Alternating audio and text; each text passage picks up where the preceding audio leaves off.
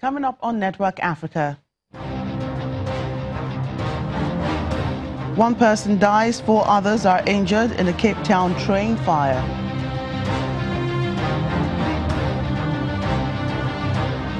President Emerson Mnangagwa announces that Zimbabwe will hold its general elections on July 30th.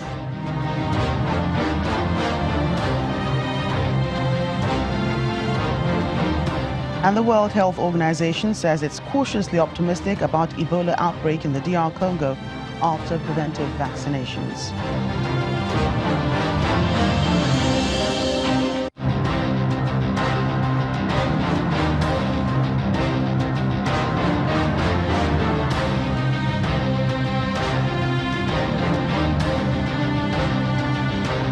Welcome to the program. I'm Joker Rogers. We begin in Capetown, South Africa, where one person has died and 4 others critically injured after a train was reportedly set ablaze this morning.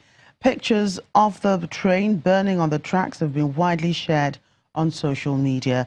According to the rescue service, the fire destroyed 2 carriages and left the body of the deceased so badly burnt it was impossible to tell whether it was a man or woman. Spokesperson for the rescue service, Theo Lane, says arson is suspected in this incident. It's the second time in a month that a Capetown train has caught fire. No one was believed to have been hurt in the first incident. Let's get more on the story from our South Africa Bureau Chief, Betty Dibia. Good to have you on Network Africa. What more can you tell us about the train fire in Capetown today?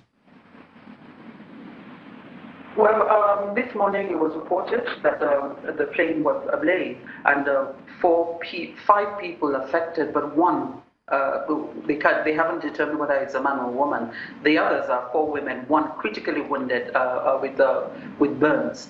Right now, they're examining, the authorities are examining what may have caused the fire, but arson is expected, which is quite common in all these places because the metro rail serves millions of people who commute from home to work and back. So a lot of plans, beefing up security, lots of plans are in place, which many of these vandals who steal cables, underground and overhead cables, even the rail tracks, don't like. So there's a lot of crime around the rail lines, and sometimes the officials, the workers, the train workers themselves are targeted as well in these attacks. We understand that this is the second time in a month that a Capetown train has caught fire. What are the authorities doing to curb these incidents or the accidents, especially because, it's a suspected arson incident? As I just said a few minutes ago, security has been beefed up. You have extra security. The metro really falls under PRASA. So PRASA has taken the services of extra security. You actually see people with guns hanging around, which a lot of people don't like.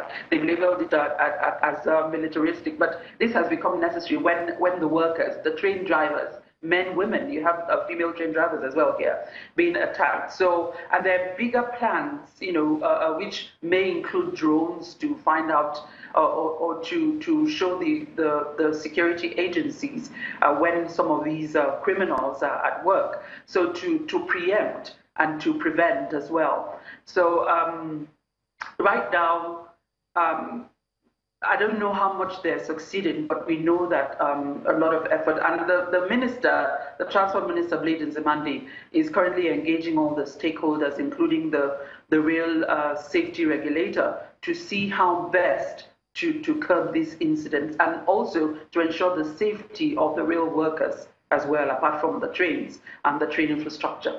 Well, there are good measures, as you say. A few authorities are trying to see what they can to keep the rail safe.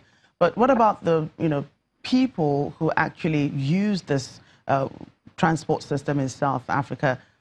What are they saying? How safe do they think they are, using this means of transportation? It's what can we do? You have to go to work. You have to come back from work as well. So people take each day at a time.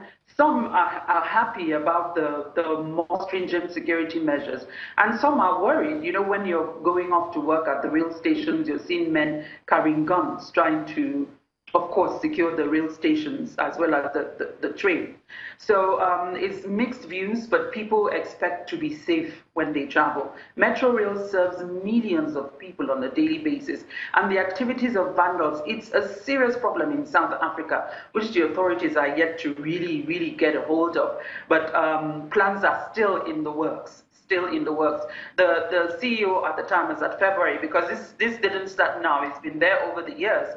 I was saying Prasa is under siege because of the activities of vandals. A very coordinated group of people, not just in Cape Town, other parts of the country as well, because cable theft is a major problem that they're dealing with.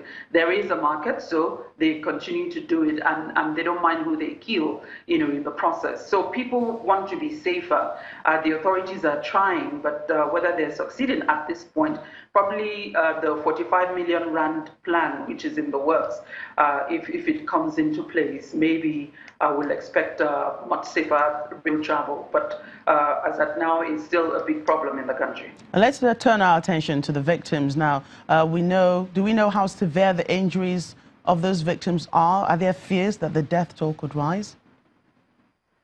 Not really. We understand that one of the four is seriously affected, and she's in critical care, but the others, they had burns as well. It's mainly burns that they suffered. The other person was, you know, burned to death. So we don't know if the death toll could rise. But right now, we just have 4 people, one in very critical condition. Right, thank you so much, our South Africa Bureau Chief Betty Dibia, speaking to us there. Thank you.